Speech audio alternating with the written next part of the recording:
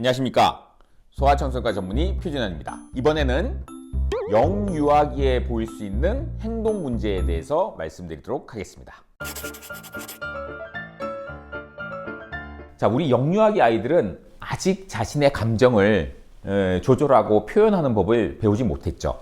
그래서 아이가 화를 내는 거는 아주 일상적인 일입니다. 자기가 뭐 화가 났을 때 엄마 나 화났어 뭐 이렇게 얘기할 수 있는 건 없죠. 그냥 화를 그냥 행동으로 표현을 하는 겁니다. 그게 너무 일상적이고 당연한 일이죠.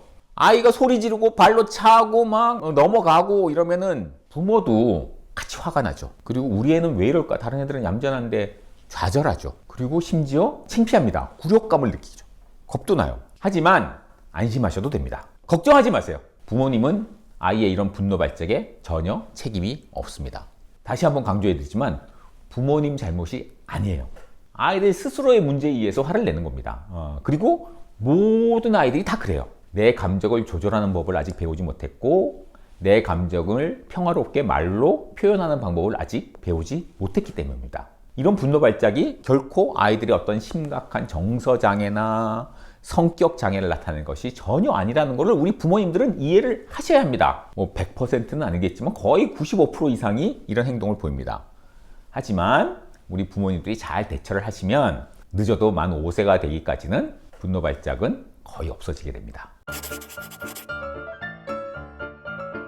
자, 우리 만 2세에서 4세 사이의 아이. 이 아이들은 자신의 안전이 허용하는 것보다 훨씬 더 많은 걸 하고 싶어요. 훨씬 더 독립적이고 그 한계를 계속 시험하고 테스트하려고 하죠. 그리고 내 스스로 결정을 내리고 싶고 타협하기 싫어해요. 그리고 내가 실망하고 남들이 나를 제지하는 거에 대해서 대처를 하는 게 좀 미숙합니다. 그리고 말로 자신의 어떤 미묘한 추상적인 어떤 감정을 표현하기가 좀 어렵죠. 이 나이 때 애들은. 우리 동물들이 말을 못하니까 행동으로 모든 걸 표현하잖아요. 이 나이 때 아이들도 마찬가지죠. 나의 감정을 말로 표현할 수 없기 때문에 내 감정을 행동으로 표현을 하는 겁니다. 우리 부모님들이 비교적 걱정을 내려놔도 될 게 뭐냐 하면 분노 발작이 위험한 경우는 거의 없다는 겁니다. 분노 발작은 뭐 스스로를 파괴하거나 남을 파괴하는 그런 행동이 아니기 때문에 분노 발작으로 인해서 아이 본인이나 다른 사람이 위험에 빠질 일이 없습니다. 그러니까 분노 발작을 보이더라도 그렇게 크게 걱정할 문제가 아니라는 거죠. 자, 분노 발작이 어떤 식으로 이렇게 진행되는지 한번 보겠습니다. 아이가 평소보다 좀 뿌르퉁하고 약간 칭얼칭얼 보채는 것처럼 보일 수가 있고 아이를 이제 부드럽게 달래주고 놀아주려고 하는데 아이 기분이 바뀌지가 않아요. 이때 아이는 피곤은 할 수도 있고 배가 고플 수도 있고 외로움을 느낄 수도 있어요. 그리고 아이가 대뜸 자신의 능력을 넘어서는 일. 난 저기서 뛰어내리고 싶어. 집에 있는데도 불구하고 난 저 장난감이 또 가지고 싶어. 가질 수 없는 것을 요구하거나 자신의 능력에 넘는 일을 막 요구하기 시작합니다. 자, 그럼 당연히 제지를 하게 되죠. 그러면 아이는 이제 그때부터 슬슬 훌쩍거리기 시작합니다. 슬슬 훌쩍거리기 시작하고 더 많은 걸 요구하고 결국 아이는 막 하고 크게 이제 울기 시작하죠. 부모는 이제 당황해서 막 달래는 거죠. 왜 그래 너 저쪽에 가서 이거 보자. 저기 가서 저거 먹으러 가자. 이제 막 이렇게 하는데 점점 아이는 거기에 반응을 하지 않고 우는 소리가 점점 커집니다. 점점 와 하고 팔을 호우적거리고 다리도 막 걷어차고 땅에 쓰러지고 막 이러기 시작하죠. 그리고 어떤 아이들은 숨을 참아버립니다. 파랗게 질리고 심지어 기절하는 경우도 있어요. 정신을 잃는 거죠. 호흡 정지 발작이라고 부르죠. 부모님들은 얼마나 무섭겠어요. 이러다 애가 죽는 거 아닌가. 애 들쳐없고 지금 뭐 119 부르고 병원으로 뛰쳐가고 응급실 가고 막 이런 가다 보면 물론 애가 깨어나게 되지만 그런 경우도 있습니다. 우리가 스스로 숨을 참아서 죽을 수 있으면 누구나 자살할 때 숨을 참고 자살하지 왜 그렇게 어려웠고 복잡한 방법을 쓰겠습니까? 불가능하거든요. 그게. 왜냐하면 우리 대뇌가 전혀 작용하지 않는 연수 부분에서 우리가 숨을 쉬는 반사가 일어나는 거기 때문에 우리가 의식적으로 숨을 참으려고 해도 참아지지가 않는 겁니다.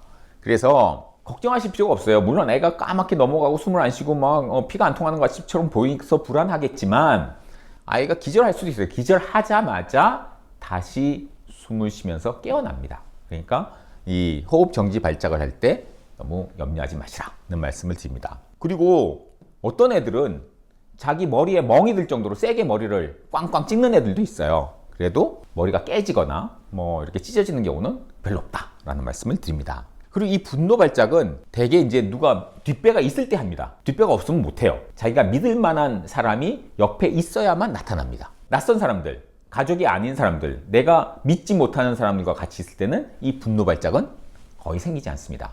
이게 거꾸로 얘기하면 그만큼 부모를 신뢰하고 있다는 뜻이기도 하죠. 오히려 분노 발작을 보이면 이놈이 나를 신뢰하고 있구나, 나를 자신의 뒷배로 생각을 하는구나, 이렇게 그냥 편안하게 생각하시고 오히려 기쁘게 생각하세요. 그러면은 그 행동이 이해가 되실 겁니다. 또 이 감정 폭발이 한번 일어나잖아요. 우리 뇌라는 것도 일종의 정기적인 신호가 왔다 갔다 하는 알고리즘에 의해서 돌아가는 시스템이기 때문에 이렇게 감정 폭발이라는 거는 뇌의 어떤 부분에서 전기가 팍 발산이 되는 겁니다. 그래서 이게 한번 에너지 방출이 확 일어나고 나면 기력이 거의 소진이 되죠. 아이들이 분노 발작은 아주 격렬하잖아요.